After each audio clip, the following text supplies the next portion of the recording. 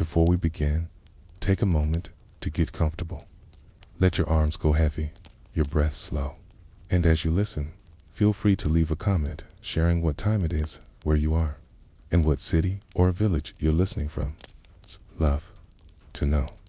And if you'd like more quiet stories like this one, don't forget to subscribe so they gently appear when you need them most. Now, let's begin. The first sound is the toll of a bell.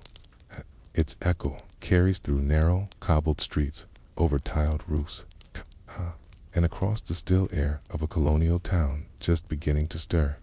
The sky is pale, the edges of the horizon washed in faint gold. Smoke rises slowly from kitchen hearths, mingling with the cool scent of morning air. And there, behind a wooden door that creaks as it opens, you step into the quiet world of a candle maker. Inside, the air is heavy with wax. It smells faintly sweet, a mixture of tallow, beeswax, and smoke. The workshop is dim, its light coming not from windows, but from the small glow of lamps still burning low from the night before. Wooden beams stretch above, their surface darkened with years of soot. The floor is rough stone, cool beneath bare feet, scattered with hardened drips of wax that catch the glow like pale fragments of frozen light. You hear the slow, steady motions of work, the creak of a rope as a frame is lifted, the soft splash of melted tallow being poured, the faint hiss as a wick meets warm wax. These are not loud sounds, but they fill the room with rhythm. For those who make candles in colonial Mexico, the day often began before the sun was fully risen, and it ended long after darkness returned. Pause and linger here. You smell the richness of wax. You feel the warmth of the fire that keeps the cauldrons liquid. You see the shimmer of pale threads of wick stretched between wooden rods. The workshop is alive, not with voices, but with silence, broken only by the small sounds of steady labor. In the colonies of New Spain, candles were more than objects of convenience.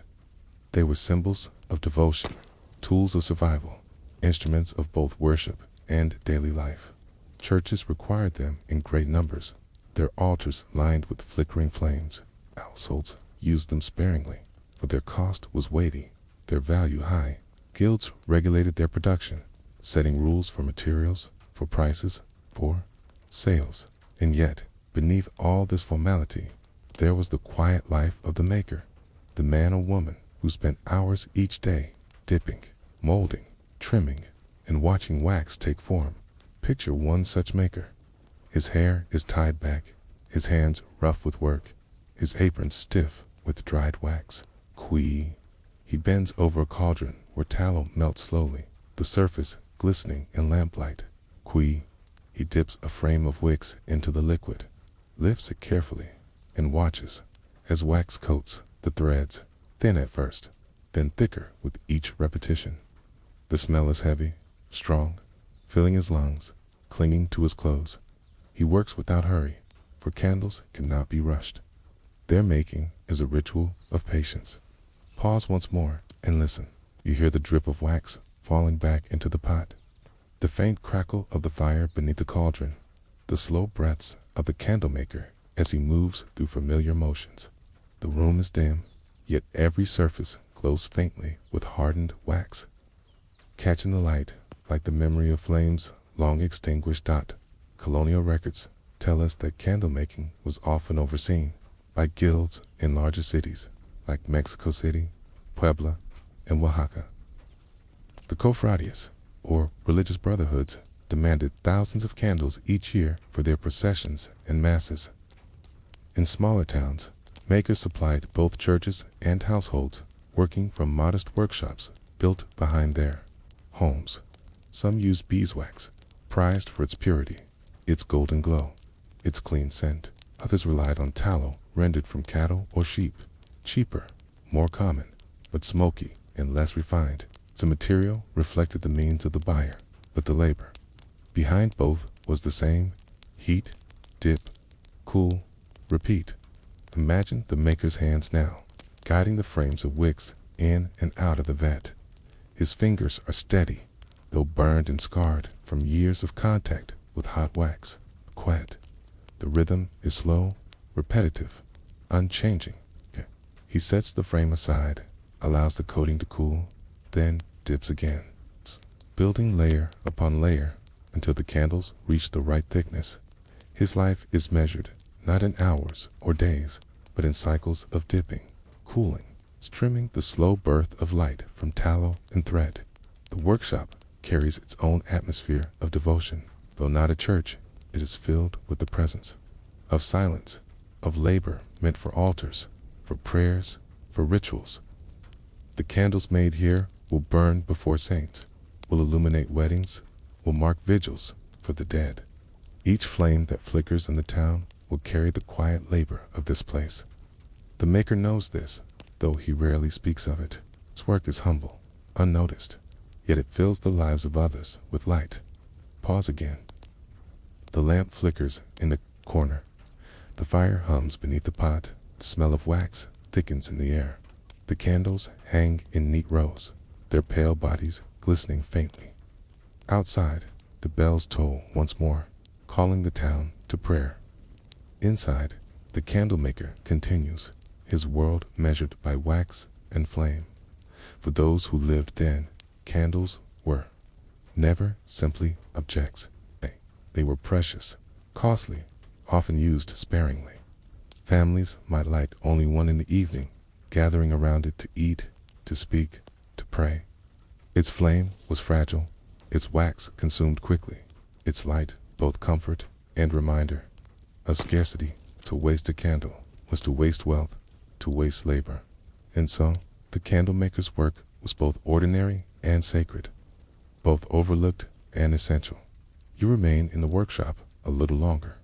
You hear the slow creak of wood as the frames are lifted, the faint drip of cooling wax, the muted breath of a man at work. The air grows warmer, thicker, filled with the sweet heaviness of melting tallow. The room glows faintly with the pale sheen of finished candles, and you are left with a question that drifts softly into silence.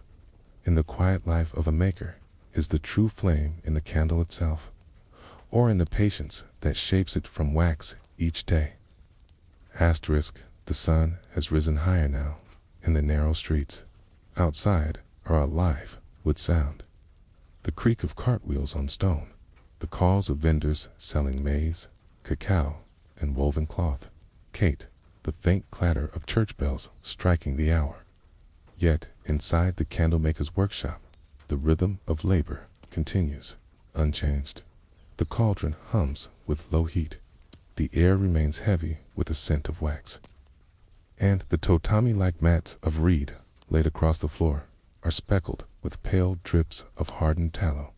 You step outside with him now, following as he lifts a wooden crate filled with neatly bundled candles. Their surfaces are smooth, their bodies pale, tied in groups with twine. He sets them carefully on a cart, covers them with cloth to shield them from the heat of the sun, and begins the slow journey toward the market square.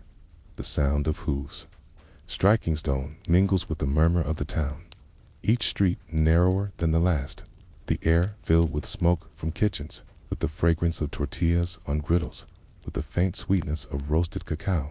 Pause and linger here. You hear the creak of the cart, the uneven rhythm of wheels against cobbles, the soft shift of candles against one another beneath the cloth. The candlemaker walks steadily, his pace unhurried. For him, this journey is as familiar as the dipping of wicks, as constant as the toll of bells. Colonial markets were alive with color and noise. Yet, beneath their busyness lay the structure of empire. Stalls overflowed with maize, beans, and chili, with woven textiles dyed in cochineal red or indigo blue, with pottery shaped by local hands. Spanish officials walked among them, inspecting weights, recording dues, ensuring taxes were paid. And, among the stalls, the candlemaker's table stood plain, yet always necessary. For every family, every chapel, every guild required candles. Their demand never ceased. Imagine his stall. Wooden table, simple and rough, shaded by a canvas stretched overhead. Bundles of candles lie in neat rows, thick ones for church, altars, slender ones for households, small stubby ones for travelers who could afford only a little light. The air is filled with competing scents, roasted meat, herbs, the tints of lime, but beneath them all lingers the faint sweetness of beeswax. Customers pass, some pausing, some bargaining, some buying without words. Coins clink against the table, cloth is exchanged for wax, hands carry light away into the town. Pause once more. You hear the murmurs of women bargaining over price, the laughter of children darting between stalls, the deeper voice of a friar purchasing candles for his chapel. The candle maker speaks little, his words measured, his eyes calm. He knows his work is not glamorous, but it is steady. It binds him to the rhythm of the town as firmly as the bell binds prayer to each hour. For the Colonial church, candles were indispensable. Altars glowed with rows of them. Processions were lit by their flicker. Vigils endured by their flame. Parish records from the 17th century note the constant purchase of candles in staggering numbers, sometimes consuming more wax than an entire town could produce. The maker's modest stall, then, was part of something far greater, a web of devotion, economy, an empire that stretched across oceans. The tallow may have come from local cattle, the beeswax from distant provinces, the molds and tools from Spain itself. Each candle carried the quiet weight of many hands, many places, and yet, for ordinary households, candles were luxury. Many relied instead on torches of pine wood or simple oil lamps made of clay. A single beeswax candle might be kept for weeks, lit only on feast days or for prayers in times of sickness. 2 by 1 from the candlemaker's stall was to carry home more than light. It was to carry comfort, security, and the small dignity of flame in darkness. Pause here. Picture a woman at the stall, her shawl wrapped tight, her coins clutched carefully. She buys a small bundle, no more than 2 or 3. She thanks the maker softly, then turns away, her candles held close, held close. That night, in her home of adobe and reed, she will light one. Its flame will flicker against the walls. Its wax will drip slowly onto a clay dish. Its glow will draw her family close. The candlemaker will not see this, yet his work is present, there, quietly filling the space. Markets were not only places of exchange, but of stories. News traveled between stalls, whispered rumors of distant wars, announcements of decrees from Spain, tidings of harvests and floods. The candlemaker heard them all, though he rarely joined. His world was measured, not in politics or conquest, but in wax and wick. Still, each story colored the air, and each candle sold connected him to it, however faintly. The sun climbs higher. The square grows busier. It sounds louder, its colors brighter. But the candlemaker remains steady, selling slowly, patiently. By afternoon, his crate is lighter, his coins heavier. He covers what remains, lifts the crate once more, and turns homeward. The sound of bells drifts again across the town, marking the hour of prayer. He bows his head slightly, though his hands remain full. The ritual of the church is echoed in his own, steady, repetitive, enduring. Pause once more. Hear the creak of the cart, the soft shuffle of sandals against stone, the murmur of voices fading as he leaves the square. The streets grow quieter, the houses closer, the air cooler in shadow. He returns to his workshop, sets down the crate, and prepares once more to melt, to dip, to trim. The market is over, but the labor never ends, and you are left with the reflection that drifts like smoke in evening air. In a world lit by fragile flames, was wealth measured in coins exchanged at market, or in the quiet glow of candles, consumed, one by one, in silence? Asterisk, the day fades slowly. The market stalls close one by one, canvas covers drawn, crates packed away. The streets grow quieter, though the sound of hoofbeats and the murmur of voices still drift faintly through the air. In the candlemaker's workshop, the last of the wax has been poured. The final frames of wicks hung to cool. A cauldron is nearly empty, its surface dark and still, its heat fading to ash. The room smells richly of tallow and smoke, hours of labor sealed into pale cylinders of wax dot. You sit within now, in the stillness after work.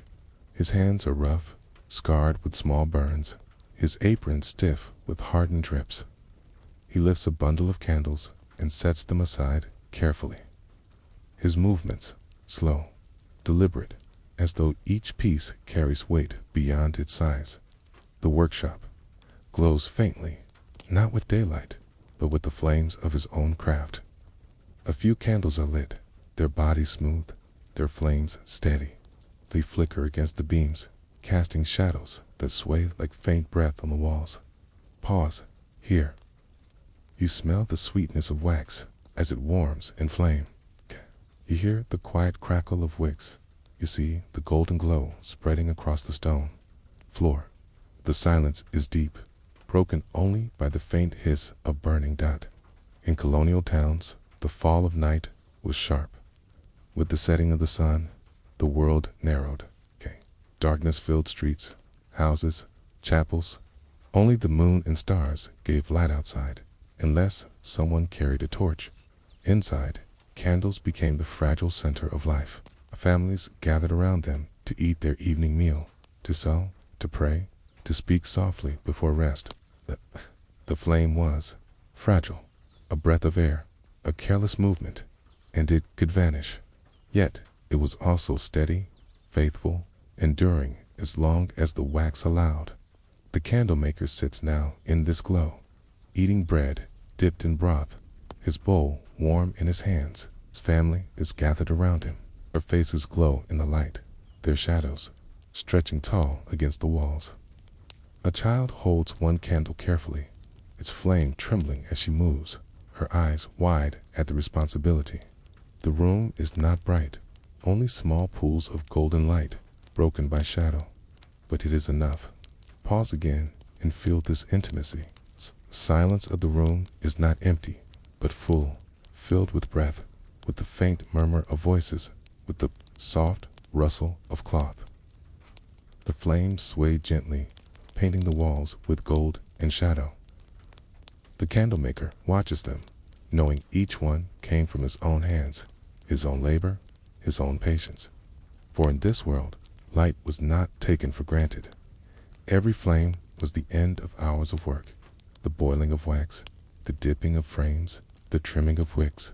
Every candle burned was a piece of labor consumed. Families lit them sparingly, carefully.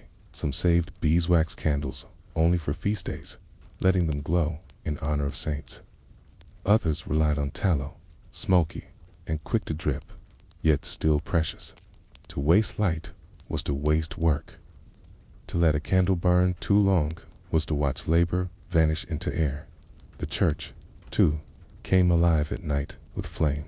Great altars glowed with rows of candles, their light catching on gilded frames, on statues of saints, on painted retablos.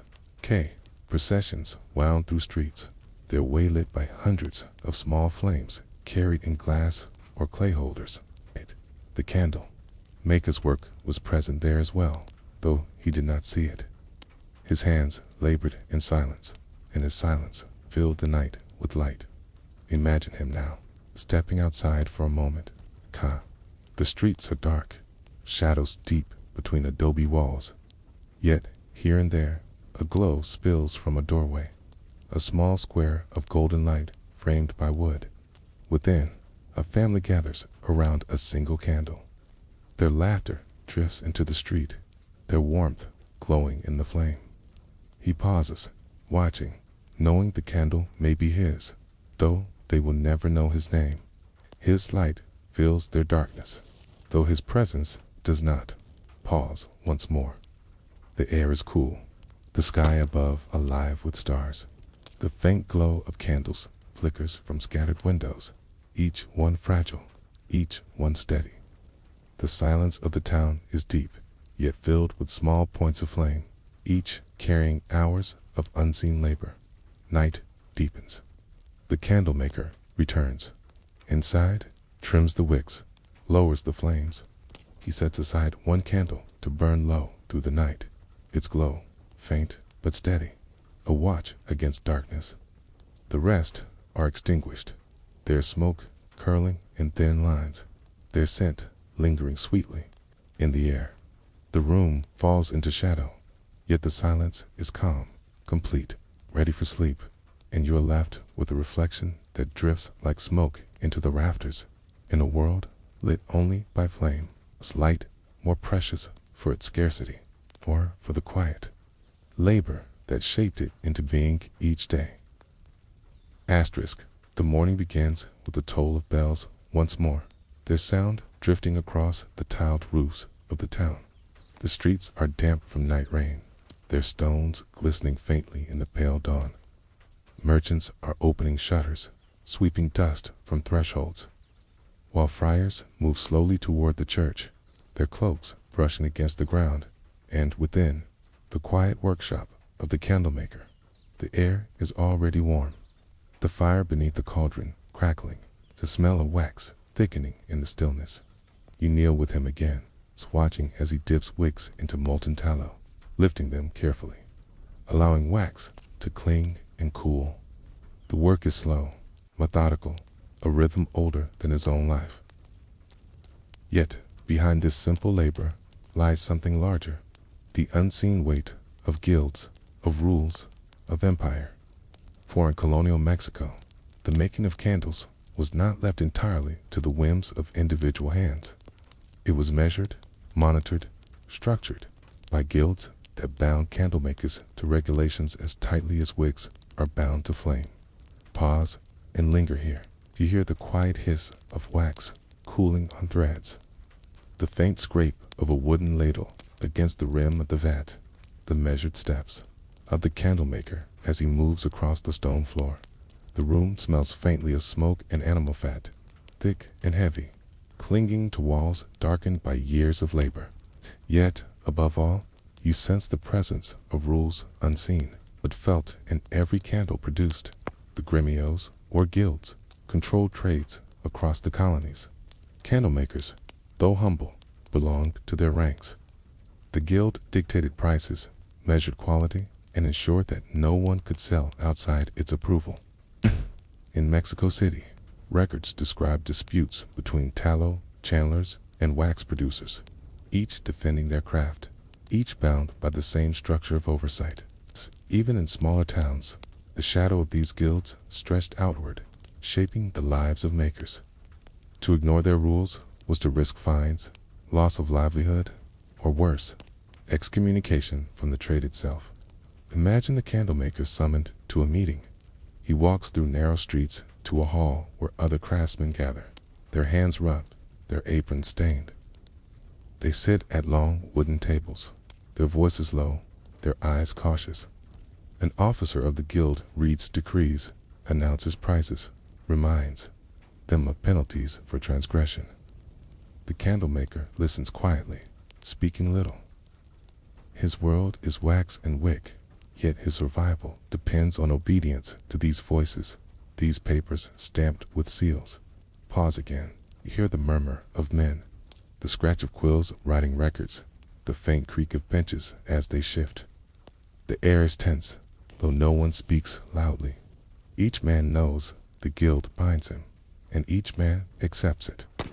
For without the guild, there is no market, no protection, no trade. The church, too, pressed its influence upon this craft. Candles for altars had to meet standards of purity, especially those of beeswax. Parish accounts revealed constant inspections, friars checking for quality, ensuring the wax was clean, the wicks strong, the length exact. A candle too short, too smoky, too uneven was not acceptable for the sacred. The candle maker then balanced not only the rules of guilds, but the demands of churchmen. Each candle a test of both patience and obedience. Picture him back in his workshop. He measures carefully, trimming wicks, smoothing surfaces, weighing bundles before tying them. His hands are steady, though his thoughts may wander to the guild, to the overseers, to the friars who will judge his work. Each candle is not only labor, but compliance, shaped not only by heat and patience, but by unseen authority. And yet, within this structure, he finds quiet. For the rhythm of work is steady, and the silence of the workshop shields him from the noise of rules. The fire crackles, the wax glistens, the frames of wicks hang in rows like pale branches in winter. The world of guilds and decrees exists outside these walls. Inside, there is only the slow birth of light. Pause once more. Cauldron bubbles. Faintly, the air shimmers with heat. The candlemaker wipes his brow with the back of his hand. Outside, bells toll again, calling the town to prayer. The sound drifts through the open door, mixing with the scent of wax and the hiss of steam. The workshop feels suspended, timeless, as though the rules of empire dissolve in the quiet of labor. Yet, he knows they remain. Tomorrow, he may be summoned again. Tomorrow, an inspector may arrive, weighing candles, counting bundles, checking for purity. Tomorrow, the guild may raise its dues, the church demand more for its altars, okay? And so he continues, dipping, lifting, cooling, repeating. His defiance, if it exists, is only impatience in the quiet endurance of labor shaped by forces greater than himself. And you are left with a reflection that drifts like wax cooling into silence in a world bound by guilds and decrees. The candlemaker truly free? Or was his quiet life only another flame controlled by hands unseen? Asterisk, the afternoon sun presses heavily against the tiled roofs of the town. Shadows stretch long across the cobbled streets, and the air is thick with the mingled scents of maize roasting on griddles, horses passing through narrow alleys, and incense drifting faintly from the open doors of chapels. Beside the candle maker's workshop, the heat is doubled. The fire beneath the cauldron glows red. The molten tallow shimmers, and the air hangs with the thick sweetness of melting wax. The candlemaker wipes his brow, lifts another frame of wicks, and lowers it slowly into the vat. His life is measured in repetition, in patience, in silence. Yet beyond this rhythm comes interruption. The presence of inspectors. Pause here. Imagine the sudden knock on the wooden door, sharp against the muffled quiet. The candlemaker sets aside his frame, wipes his hands on his apron, and opens it. There stands a man in cloak and hat, a parchment in hand, a seal dangling from its ribbon. His eyes scan the room quickly, the cauldrons, the frames, the bundles tied neatly. He steps inside without ceremony. The guild required such visits, and the church demanded them to. Inspectors came to weigh candles, to measure their length, to test their wicks, to ensure their purity. A candle for the altar could not smoke too heavily, could not drip too quickly, could not be shortened by hidden tricks. The rules were precise, their enforcement strict. And so the candlemaker bows his head, silent as the inspector moves through his world. Pause again. You hear the creak of wooden scales as bundles are weighed, the rustle of parchment as notes are taken. It's a faint sniff of a man lifting a candle to his nose to test the scent of beeswax. The silence of the workshop is broken, yet it remains heavy, filled with unspoken tension. For each candle rejected meant lost income. Fine imposed meant deeper struggle. Colonial records show disputes between makers and inspectors, accusations of fraud, defenses of honesty. A candle to light, a wick too weak, a wax too impure, all could be cause for penalty. And so the candlemaker lived not only with the burden of labor, but with the shadow of scrutiny. Still, he continued. He trimmed carefully, smoothed with precision, bundled with care. His hands knew the weight a candle should carry, the thickness of wax required, the balance of wick to flame. His skill was his defense, though he spoke little of it. Inspectors came and went. Guild rules shifted. Church demands grew. But the rhythm of dipping and cooling endured. Pause once more. Imagine him alone again after they leave. The door closes. The workshop falls quiet. The fire hums. The cauldron bubbles. The smell of wax thickens once more. He exhales slowly, his shoulders easing, his hands steady as he lifts another frame. The interruption fades, but its weight lingers, a reminder that his quiet craft is never fully his own.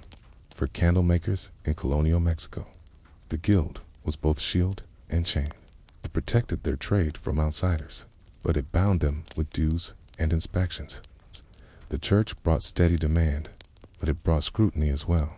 To survive was to balance patience with obedience, to let silence absorb the weight of rules. Outside, the bells toll again, calling the faithful to prayer. The candlemaker pauses, hearing their echo, knowing that in churches across the town, his labor burns on altars, flickering before saints, illuminating prayers. The irony is sharp. The same hands that endure scrutiny produce the flames that light devotion. Yet he does not linger on the thought. Dips again, lifts again, waits for the wax to cool, and you are left with a reflection that drifts like smoke in late afternoon air. Is devotion more visible in the candles that turn, or in the silent patience of the hands that shape them beneath the weight of rule? Starrisk evening descends slowly over the colonial town. The bells toll once more, their echoes fading across rooftops and courtyards, calling the faithful to vespers. The streets grow dim as shutters close, voices soften, and the pale glow of candles begins to spill from doorways. In the candlemaker's workshop, the day's labor is nearly done. The cauldrons cool, the frames hang heavy with wax, and bundles are stacked neatly in crates. The smell of tallow lingers thick in the air, mingled with smoke from the hearth. Yet, even as the light softens, the weight of rules remains. For candlemaker's life is shaped not only by fire and wax, but by the unseen hands of guild and church. Pause here. Imagine him seated on a low stool, trimming wicks by lamplight. His knife is small, his hands steady, his movements slow. Each candle is shaped to regulation, its length precise, its weight exact. His silence is not merely habit, but necessity, for the guild leaves little room for voice. Obedience is the price of survival, and so he works quietly, shaping light within boundaries he cannot break. Guild registers from colonial cities describe the obligations in detail. Dues paid regularly, apprenticeships monitored, stels recorded, disputes judged by masters. Even the smallest maker was not free of this structure. To sell candles without license was to invite confiscation, fines, or exclusion. And yet, for all its burdens, the guild provided a strange stability. Key prices were kept steady, fraud discouraged, standards upheld. The candlemaker knew that though he bent beneath its weight, he was also sheltered by its shield. Picture the workshop now, the bundles tied, the knives laid aside, the cauldrons cooling to silence.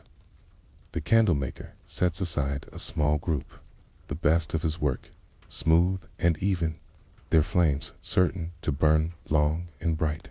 These will go to the church. He ties them carefully, his bow deliberate, his eyes steady.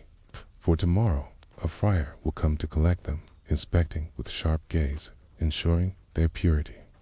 The maker accepts this without complaint. It is the rhythm of his life: wax, wick, flame, and rule. Pause again. The lamp flickers, its flame small, its glow golden against the dark beams.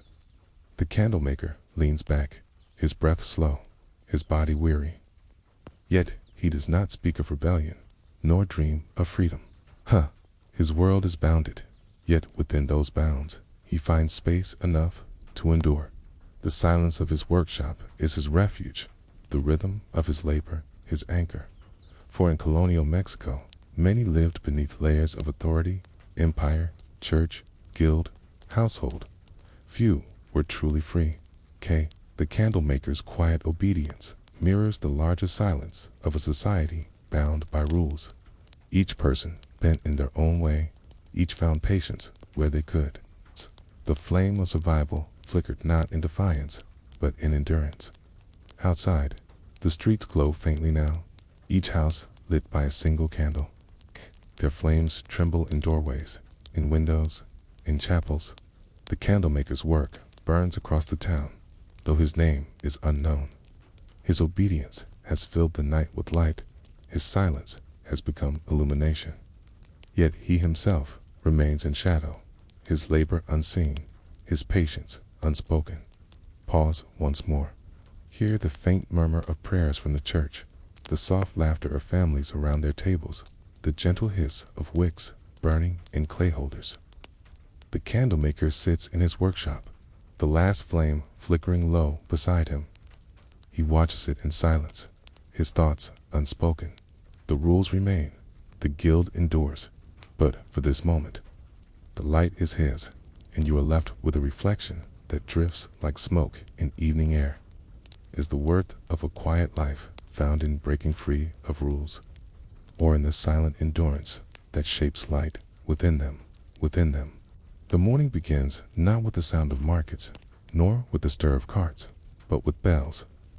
They toll slowly, their tones heavy, their echoes rolling through streets and courtyards, through cloisters and plazas. In colonial Mexico, the church stood at the center of life, its presence immense, its rituals unbroken.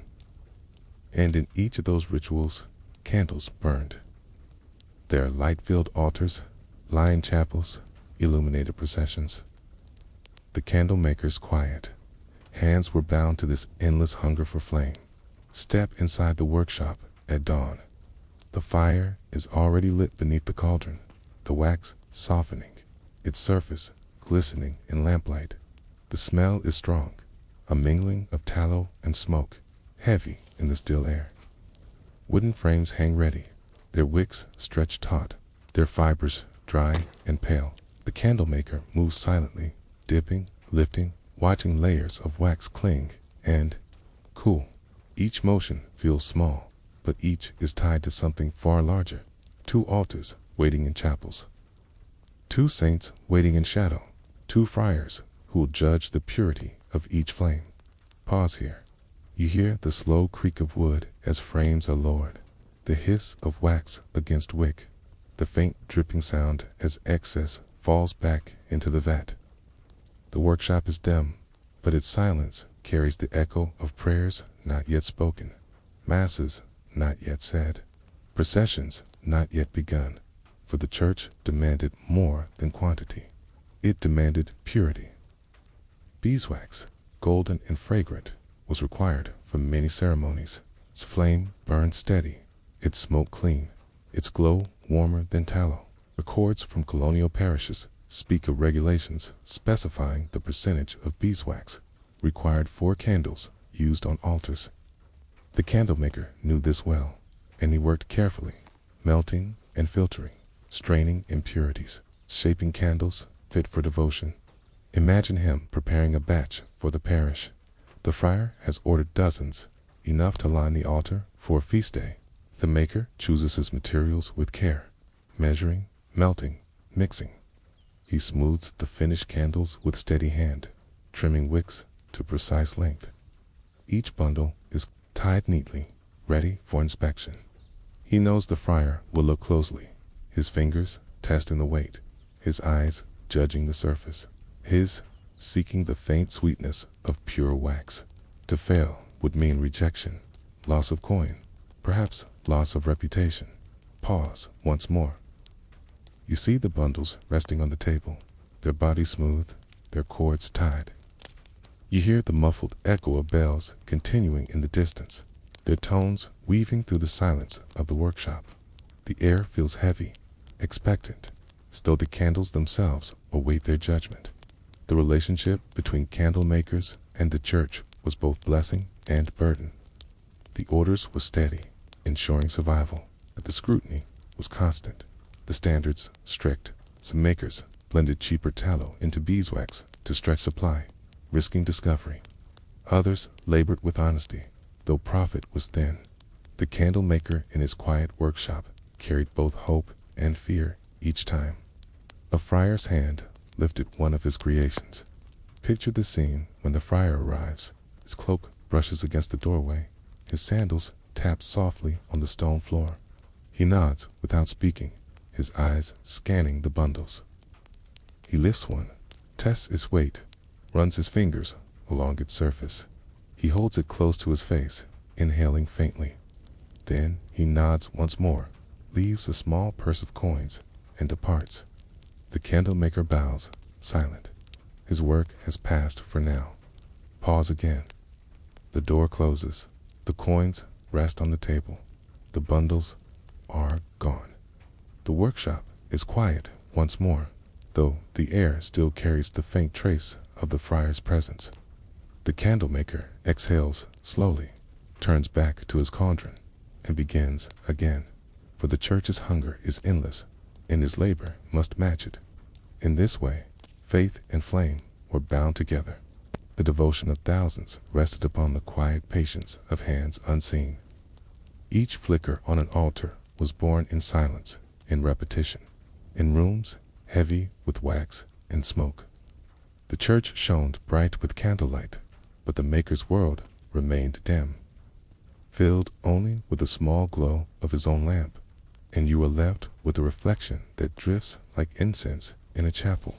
Was the true devotion in the candles burning before the saints, or in the quiet endurance of the hands that shaped them, unseen in shadow? Asterisk, the bells toll again, but this time their echo is sharper, brighter, filled with urgency. It is a feast day in the town. From the moment dawn breaks, the streets begin to fill, women carrying baskets of flowers, children running with excitement, friars walking solemnly in long lines. The scent of incense drifts into open plazas, mingling with the fragrance of roses and marigolds, while banners of red and gold are hung from balconies. And at the heart of all of this, though few pause to think of it, are the candles. The candle maker's workshop has been working toward this day for weeks. Bundles of beeswax tapers lie stacked in crates, their cords tight, their surfaces smooth, their color golden. Larger candles, thick and heavy, stand alone in clay holders, their weight immense, their bodies designed to burn through hours of prayer. Each has been tested, trimmed, tied, prepared. Today, they will leave this dim, quiet space for the brightness of procession and altar. Pause here. Picture the crates being lifted onto carts, the creak of wheels as they move through narrow streets, the bundles swaying gently with each stone. The candle maker walks beside them, his head lowered, his pace steady. The air is alive with sound, drums echoing, trumpets sounding, voices rising in chant. Yet he remains quiet, his presence unnoticed, his work soon to be consumed by flame. In Colonial Mexico, feast days were among the most vivid expressions of faith and power. Entire towns transformed. Processions wound through streets, led by friars carrying relics, followed by guilds, by brotherhoods, by townspeople dressed in their finest. Candles burned in countless hands, their light flickering in the sun, their wax dripping onto fingers and pavement. Altars in churches were lined with rows of flame, their glow catching on silver chalices, on gilded frames, on painted saints. Without candles, the ceremonies would dim. With them, the rituals became radiant, filled with the living presence of light. The candlemaker watches from the edge of the crowd. He does not walk in the procession, nor stand before the altar. His place is in the background, his work already done. Yet everywhere he looks, he sees the glow of his labor. A friar carries a tall beeswax candle, its flame steady despite the breeze. A child holds a smaller taper, her hands trembling, her eyes fixed on the flame. 100, perhaps 1,000 small points of light filled the streets, and each one began. In his hands, dipped again and again in silence. Pause again. You hear the murmur of voices in prayer, the rhythm of drums, the faint hiss of wax dripping onto stone. The flames tremble in the wind, their glow golden against the bright colors of banners. The air smells of incense, of melted wax, of flowers carried in procession. The streets are alive, yet the silence of the workshop clings faintly to each candle, as though its patience travels with the flame. For the church, such days were displays of devotion, but also of power. Candles burned not only for faith, but for spectacle, for order, for the presence of empire woven into ritual. Parish records list the expenses in detail. Thousands of candles purchased, their cost enormous, their consumption swift. The candle maker's livelihood depended upon this hunger, yet he knew that every flame was temporary. By nightfall, most would be gone, reduced to smoke and pools of wax. His weeks of labor would vanish into air within hours. And yet, there was beauty in that impermanence. Candle maker understood it in his own quiet way. To labor for weeks, to shape flame patiently, to see it consumed in a single day. This was the rhythm of his craft, the rhythm of faith itself. Nothing endured but the repetition, the cycle of wax melting, of flame burning, of silence returning. Pause once more. The sun is high now, and the procession wends slowly back to the church. The candles are carried inside, their flames filling the dark interior with golden light. The air grows heavy with smoke and incense, thick with warmth, alive with chant. The candlemaker stands at the doorway, unseen, listening to the voices rise, watching the glow spread across stone walls and gilded altars. His labor flickers before him, consumed, yet radiant. By evening, the streets will empty. The flowers will wilt, the banners will be taken down, the drums will fall silent. The candles will be gone, their wax melted into clay dishes, their flames vanished into smoke. The town will return to ordinary silence. And the candlemaker will return to his workshop, to his cauldron, to his frames of wicks. Tomorrow, the labor will begin again, and you are left with a reflection that drifts like incense at dusk. Is the meaning of devotion found in the flame that vanishes in a moment, or in the quiet patience of the hands that shape it again and again, knowing it will always be consumed? Night has fallen.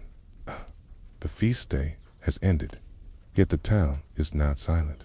Bells toll once more, their sound low and resonant, calling the faithful into darkness. The streets are quieter now, their banners removed, their flowers fading, their echoes softening. Yet, in the church, the air is alive. A vigil is beginning, a long night of prayer, of chant, of silence, broken by flame. And at the heart of it all, candles glow. You step inside. The stone walls are cool, their surface rough, their weight immense. The high ceiling fades into shadow, but the altar is radiant. Dozens of candles stand tall, their flames steady, their wax dripping in slow streams onto polished brass holders. The air smells of beeswax and incense, thick and heavy, wrapping the congregation in warmth. The murmur of prayer fills the space, low voices rising and falling like waves. Pause here. You feel the heat of many flames. You see the golden shimmer of light against gilded saints. You hear the faint hiss of wax dripping. The silence between prayers is filled with flame, as though the candles themselves are voices. The candlemaker kneels among the crowd. He is not at the front, nor recognized, nor named. Yet he sees his work everywhere. Each taper burning on the altar, each thick candle glowing at the side of the priest, each small flame trembling in the hands of worshippers.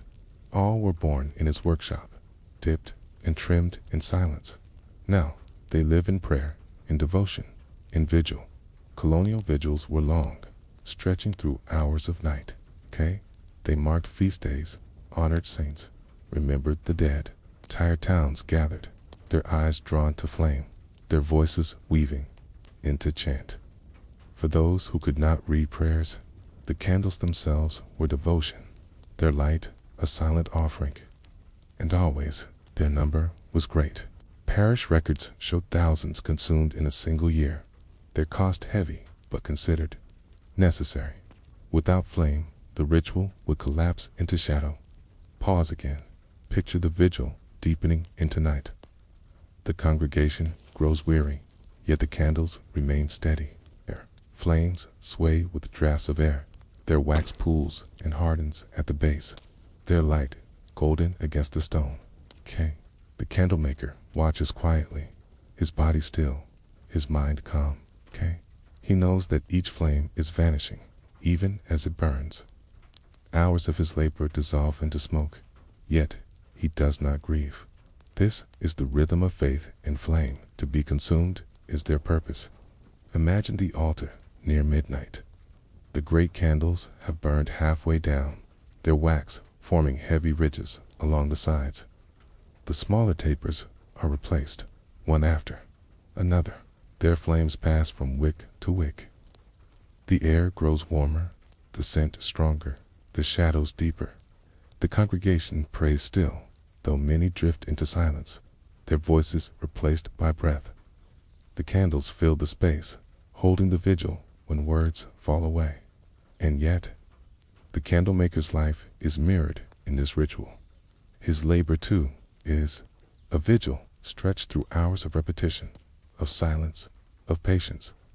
He watches flame vanish each night, knowing he must begin again each dawn. The congregation's devotion may end in morning, but his never ends. It is the devotion of endurance, the vigil of labor. Pause once more. Hear the chant echo against stone. Hear the hiss of wax. Hear the slow breaths of many gathered in shadow. The light trembles, but it does not fail. The candlemaker bows his head, his eyes half closed, his body swaying slightly with fatigue. The vigil carries him, just as he carries it. By dawn, the flames will be stubs, their wax pulled thick upon brass and stone. The church will smell of smoke, its walls streaked faintly with soot, its air heavy with silence. The congregation will leave, weary but calmed. The priests will collect what remains, scraping hardened wax, setting aside holders for cleaning. And the candlemaker will walk back to his workshop, the sky pale once more, his body tired, his thoughts steady. He knows the vigil is not finished, not truly. It continues in his labor, in his dipping and trimming, in the silence of his cauldrons. And you are left with a reflection that drifts like smoke from a dying wick. Is the true vigil kept in the prayers whispered before saints, or in the endless patience of the hands that prepare light, knowing it will always be consumed by morning? Asterisk, the morning sun climbs slowly, and with it rises a smell less sweet than wax. It is the smell of tallow, heavy, sour, clinging to the air. In colonial Mexico, candles of beeswax were treasured, reserved for altars and feast days, but for most of daily life, tallow was the substance of light. It was cheaper, more plentiful, drawn from cattle and sheep, boiled down in vats until fat became liquid, then cooled again into solid, pale lumps. And for the candlemaker, it was burden as much as livelihood. You follow him now into the market where tallow is sold. The streets are loud with voices, vendors calling prices, women bargaining for maize and beans, children weaving between stalls. Yet over all these scents of roasted cacao and fresh tortillas comes something heavier. The air is thick with the smell of hides, of butcher stalls, of fat rendered in open cauldrons. Piles of tallow sit in baskets, pale and soft, glistening in sunlight. The candlemaker moves among them, his eyes steady, his pace slow. He tests the weight of a lump, its firmness, its smell. Some are fresh, clean enough for burning. Others are rancid, tainted with rot, too foul to be of use. Pause here. You smell the sharpness of fat. You hear the flies buzzing above stalls. You see the sheen of tallow melting slightly in the heat. The air is thick, unpleasant, yet essential. Without this substance, the ordinary homes of the town would sit in darkness each night. The colonial economy revolved around cattle. On vast haciendas, herds grazed, providing hides for export, meat for local markets, and fat for candles and soap. Tallow traveled in carts and ships, crossing provinces, moving from ranches to towns. The candle maker's livelihood depended upon it, though he worked with what others discarded. For beeswax was scarce and costly, but tallow was plentiful, foul to smell, but indispensable for light. Picture him bargaining now. He speaks quietly with the butcher, weighing lumps on a wooden scale, testing their firmness with his thumb. Coins change hands, and the tallow is wrapped in cloth, lifted into a crate. The candle maker bows his head, thanks softly, and turns away.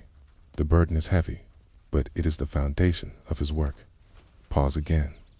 You hear the creak of the cart as it rolls back through the streets, the faint squelch of fat shifting within cloth. It's the steady steps of the man pulling it homeward. Around him, the market continues in color and sound, but his mind is already on the cauldron, on the long hours of melting and filtering that lie ahead, back in the workshop. The tallow is cut into pieces, dropped into iron pots, and placed above the fire. The smell deepens, heavy and acrid, filling every corner. The candle maker moves steadily, skimming impurities, straining liquid through cloth, watching pale fat turn clear and golden.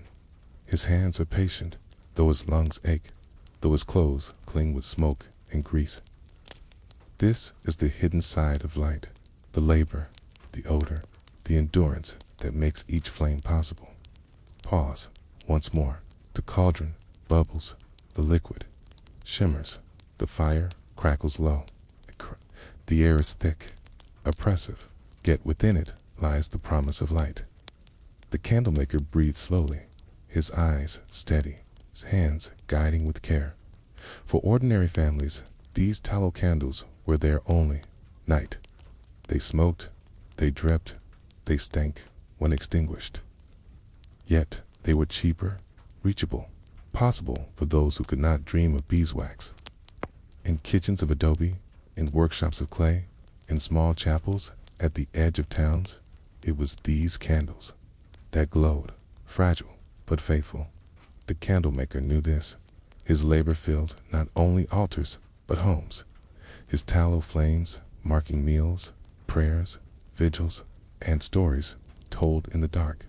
Imagine a family gathered at night. The father trims the wick with a knife. The mother sets the candle in a clay dish. The children lean close to its glow. Smoke curls upward. The flame wavers. The wax drips unevenly. Yet it is light. It is warmth against darkness, safety against fear. They do not think of the candlemaker as they watch the flame, but he is there in silence. In the weight of tallow, turn to fire, and you are left with a reflection that drifts like the smell of smoke after a flame is blown out. Is light more precious when it burns clean and golden, or when it struggles through tallow, heavy with odor, yet faithful enough to keep the dark at bay? Asterisk, the afternoon sun hangs high, pouring heat into the narrow streets. The tiled roofs of the town shimmer, and the air is filled with the faint tang of dust and lime. Inside the candlemaker's workshop, however, the air is heavy, not with sun, but with tallow. Cauldron bubbles slowly, its surface glistening with fat.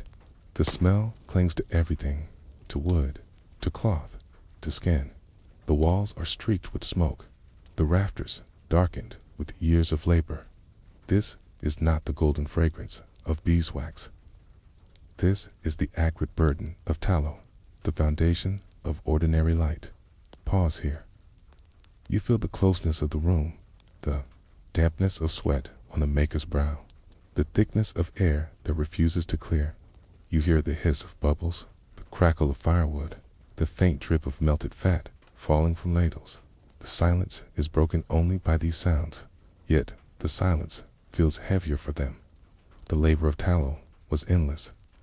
Once rendered, the fat had to be strained through cloth to remove impurities. It had to be cooled, solidified, cut, then melted again for dipping. Wicks, strung across wooden frames, were lowered slowly, lifted carefully, cooled briefly, then dipped again. Each candle grew layer upon layer, its body uneven at first, then smoother with repetition. The maker worked with patience, knowing each dip mattered, each pause essential. To rush was to ruin the shape, to waste both wax and wick. Picture him now, lifting a frame heavy with damp wicks. Their bodies glisten with thin coats of pale wax, dripping slowly back into the cauldron. He carries them across the room, hangs them on wooden racks, and waits for them to cool. His apron is stiff with hardened tallow, his hands scarred with small burns. The air hums with heat, with odor, with silence. Pause again. See the rows of candles forming slowly, their surfaces pale, their shapes uneven. You hear the faint creak of racks as they hold their weight, the quiet breath of the candle maker as he steps back to rest for a moment. His labor is not loud, but it is relentless. Tallow candles were never perfect. They smoked when lit, filling rooms with soot. They dripped constantly, leaving trails of hardened wax on clay dishes and stone floors. Their flames flickered with drafts. Their wicks often sputtered, yet they were the only light many could afford. In this imperfection lay their necessity. The candle maker knew that his work would never be praised, never admired, yet it was indispensable. His silence carried families through darkness, one smoky flame at a time. The burden was not only odor and labor, but scarcity too. During times of famine, when herds were thin, tallow grew expensive, its price rising sharply. Families struggled, candles were hoarded, nights grew darker. Colonial records speak of protests in markets when fat was withheld, of disputes between butchers and chandlers, of fear when even poor candles grew costly. The candle maker lived through these fluctuations, quietly, adapting, enduring, shaping, light from whatever could be had. Pause once more. Imagine his weariness at day's end, his back bent, his hands heavy, his lungs filled with the smell of fat and smoke. He sits by the hearth, eating bread and beans, his clothes stained with grease. A single tallow candle burns beside him, its smoke curling upward, its light faint but steady. He watches it, quietly, knowing it is the same as all the others. He has made flawed, smoky, short-lived, yet faithful, for his work was not about perfection, but persistence. Families did not seek golden flames, they sought survival through night. And so, the candle maker endured the smell, the smoke, the endless dipping, the weary patience. His burden was transformed into light, however humble, however small, and you are left with a reflection that drifts like soot against a beam. Is the worth of light found in its purity, or in its ability to endure, even when it smokes and flickers, carrying people through the longest nights? Asterisk, the day ends, and with it, the noise of markets and bells. The streets fall into darkness, broken only by the pale glow spilling from doorways and windows. The candlemaker's workshop is quiet now, its cauldrons cooled, its frames emptied, its air still heavy with the scent of fat and ash. Yet his work lingers, for across the town his candles burn. Pause here.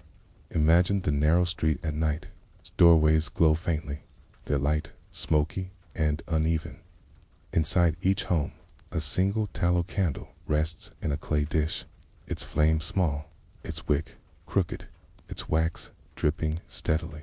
Families gather close to its glow, children leaning near to eat their evening meal, mothers sewing by its faint light, fathers trimming the wick with small knives to keep it steady. The air inside is thick, filled with smoke, but without the flame, there would be only darkness. The candlemaker knows this. Though unseen, his presence stretches into every home. His hands, scarred and weary, have filled the town with light, however imperfect. Each smoky flame is his labor transformed. Each flicker the echo of his patience. Colonial homes were built of adobe, with small windows and thick walls. At night, without flame, they became shadowed caves.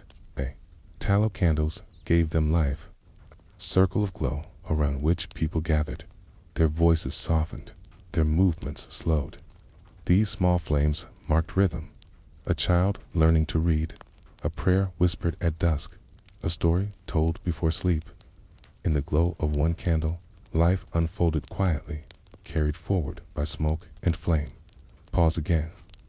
You hear the hiss of tallow dripping, the soft crackle of wick, the low murmur of voices around it. You smell the heaviness of smoke clinging to walls, to hair, to cloth. The candle burns unevenly, its light trembling, yet it holds the night at bay. The church, too, even beyond feast days, relied daily on tallow. Small chapels glowed with rows of smoky candles, their flames flickering against painted saints, their soot darkening the walls. Parish accounts show purchases in great numbers, sometimes exhausting entire supplies of local fat. Even the poorest altars required flame. And so the candlemaker's labor reached not only kitchens and workshops, but chapels as well, filling them with smoky light. Yet there was a strange beauty in this imperfection. The smoke softened edges, blurred shadows, created an atmosphere of mystery. To sit in a chapel lit only by tallow was to enter a world of shadow and glow, of devotion half hidden, of saints appearing and disappearing in flickering light. The candlemaker's labor, humble and weary, became in such moments something close to sacred. Pause once more. Picture the candlemaker himself at night. He sits in his own small home, a tallow candle burning low before him. Its smoke curls upward, its flame trembles, its wax drips quickly. His children sleep nearby, their faces faintly lit, their breaths slow. His wife mends cloth in silence, her hands steady in a dim glow. He watches quietly, his body tired, his thoughts heavy. The candle burns, flawed yet faithful, and in it he sees his own life mirrored. Imperfect, smoky, weary, but steady, enduring enough to carry his family through the dark. Colonial records rarely speak of men like him.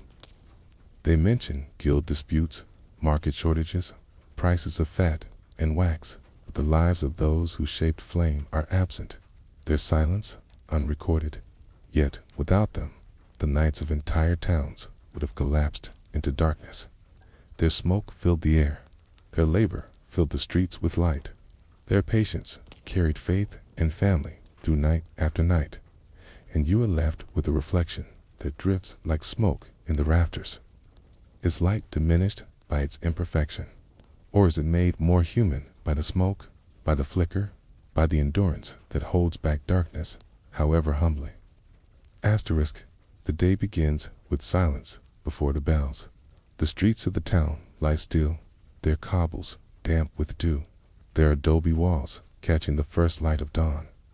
In the candlemaker's workshop, the fire is not yet lit. The cauldron is cool, the air heavy with the lingering scent of yesterday's tallow. He sits for a moment in stillness, his hands resting on his knees, his eyes fixed on the bundles of candles stacked neatly against the wall. These candles, pale and plain, will not remain here. They will travel outward, some to chapels nearby, others perhaps farther than he will ever see. For the reach of empire was wide, and even a humble candle could find itself carried across oceans. Pause here.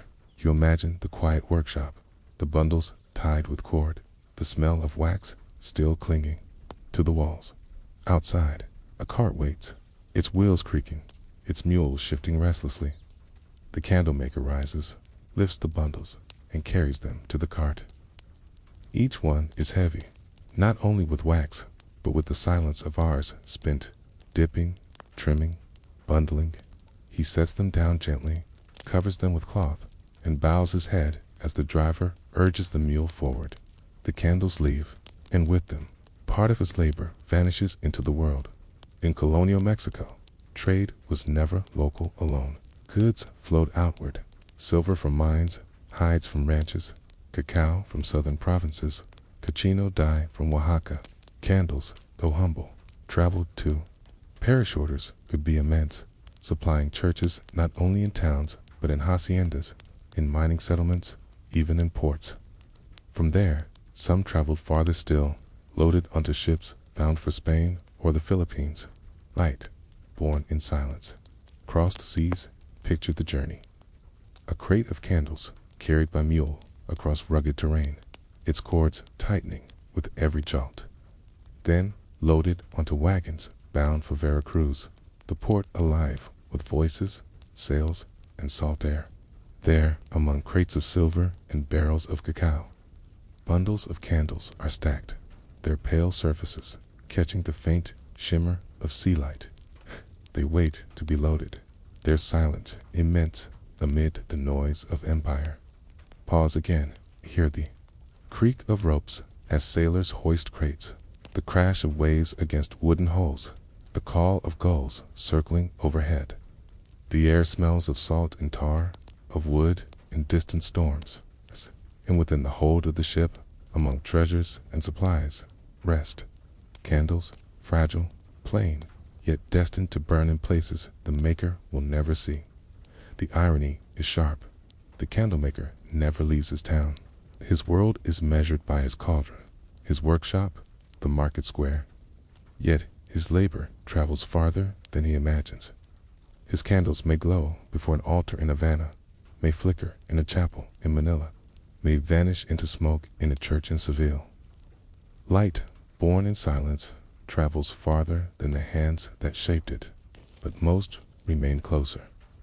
They are carried to nearby chapels, 2 small towns, 2 haciendas, where priests offer mass for laborers. In mining settlements, deep in the north, candles burn beside altars erected in simple wooden chapels, their flames trembling against rough walls. In distant villages, they glow before statues of saints brought by missionaries, their smoke curling upward into thatched roofs. Each flame, whether near or far, carries the same origin, the silence of a small workshop heavy with wax. Pause once more. Imagine the candlemaker at night, sitting in his dim home, a single tallow candle burning low. He does not think of oceans, nor of ships, nor of distant chapels. He thinks only of tomorrow's labor, of wicks waiting, of fat to be melted. Yet somewhere far away, perhaps across seas, candles burn, his silence carried into light for strangers. He will never know, and you are left with a reflection that drifts like the tide beneath a ship, his labor measured by the hands that perform it, or by the unseen places where its flame continues to burn, long after the maker has forgotten the work that shaped it. The afternoon heat lies heavy on the town. Dust drifts through narrow streets, stirred by hooves and sandals, carrying with it the faint scent of lime, maize, and smoke.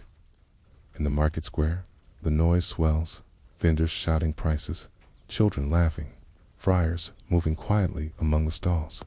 And at the edge of this noise sits the candlemaker, his table plain, his bundles of wax tied with cord.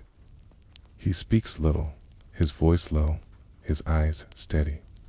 Each candle he sells carries hours of labor, yet its price is measured in coins that vanish too quickly. Pause here. You see the table before him, the bundles arranged in rows, thick beeswax candles, golden and fragrant, wait for parish priests. Smaller tallow candles, pale and smoky, wait for families. The market bustles around him, but his stall is quiet. Customers approach carefully, counting coins, choosing slowly, weighing necessity against cost. For in colonial Mexico, light was never free.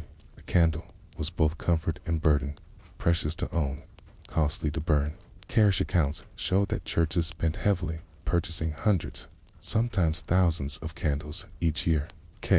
But for ordinary families, even a few were luxury.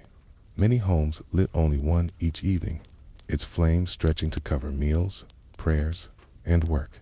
Some lit none at all, relying on pine torches or small oil lamps instead. To buy a candle was two-way coin against hunger, light against necessity. Imagine a woman standing before the stall. Her shawl is pulled close, her face shaded. In her hand, she holds 2 coins, small and worn.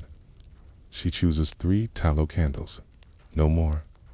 The candle maker ties them with twine, passes them across, and accepts the coins quietly. That night, in her adobe home, she will light one. Its flame will fill the room with smoke. Its wax will drip quickly, but for those hours, her family will have light. Pause again. You hear the murmur of voices bargaining, the clink of coins against wood, the shuffle of sandals on stone. The air smells of sweat and dust, of roasted maize and melted wax. The stall is simple, yet it holds the weight of survival for many. For the candle maker himself, the price of light is heavier still. His profits are thin, often consumed by dues to the guild, by the cost of tallow, by payments to butchers and merchants. The labor of days becomes a handful of coins, enough for beans, maize, and cloth, but never more. He lives humbly, his wealth measured not in silver or land, but in the endurance of his trade. Yet his work is tied to empire in ways unseen. The great mines of Zacatecas, Guanajuato, and Taxco consumed light as much as labor. Miners carried candles into the earth, their flames trembling in tunnels, their wax dripping onto stone. Without candles, they could not see, could not work, could not draw silver from darkness. The candlemaker's hands, though far from the mines, fed this hunger too. His light sustained not only families and churches, but the empire's wealth itself. Pause once more. Picture a miner deep underground, a small tallow candle fixed to his hat with clay. Its flame wavers, its smoke curls, its light faint. Yet it is all he has, the only thing separating him from complete darkness. Each drip of wax marks time, each flicker measures his hours. The candlemaker does not see this, but his labor burns here too, silent and unseen. The price of light, then, was more than coin. It was measured in labor, in patience, in endurance. It was carried in carts to churches, to homes, to mines. It was consumed quickly, leaving only smoke and hardened wax behind. And always, the candlemaker began again, melting, dipping, trimming, bundling. His world was repetition. His wealth was silence. His survival was patience. And you are left with a reflection that drifts like a fading flame. Is the value of light in the coin it costs, in the places it burns, or in the quiet persistence of the hands that shape it again and again, knowing it will always vanish into smoke? Night settles once more over the colonial town. The streets are dim, their stones cool, their adobe walls glowing faintly in the last light of day. Hush spreads, slowly, broken only by the toll of bells and the occasional bark of a dog in a courtyard. Windows flicker with faint light, a single candle here, a small cluster there, each flame fragile, each flame consuming itself in silence. In the candlemaker's workshop, the day's labor has ended. The cauldron is cooled, the racks are empty, the bundles tied and stacked neatly in crates. The air still carries the heavy sweetness of wax, clinging to the beams, to the stone floor, to his clothes. He sits on a low stool, his back bent, his hands scarred, his face lined with years of quiet endurance. For him, a single candle burns, its flame trembling slightly, its wax dripping slowly onto a clay dish. He watches it, not with pride nor sorrow, but with calm acceptance. This is the life he has known, the rhythm he has carried. Pause here. You hear the soft hiss of the flame. You see the smoke curl upward in thin threads. You feel the quiet weight of the room. The silence is not empty. It is filled with the memory of hours spent dipping, trimming, bundling. The candle burns, and in it lies the reflection of his own life, steady, fragile, consumed in silence. Colonial records rarely speak of men like him. They speak of guilds and decrees, of prices and disputes, of shipments and trade. They record the coins exchanged, the dues collected, the demands of parishes. The silence of the workshop is absent from their pages. The patience of hands, dipping wicks again and again, the endurance of lungs breathing smoke, the weariness of bodies bent over cauldrons. These are lost to history. And yet, without them, nights across towns and villages would have remained in darkness. Pause again. Imagine the unseen places where his work has traveled. Tea. In a chapel far from here, a beeswax candle glows golden before a saint, a heart earring. In a miner's tunnel deep underground, a tallow flame flickers against stone, marking each breath of labor. In a family's kitchen, children gather around a single smoky candle, their faces close to its glow. The candlemaker does not see these places, yet his silence fills them all. His life burns quietly across distances. His labor vanishes into smoke. His presence lingers in light. The empire itself, vast and unyielding, was carried by such small flames.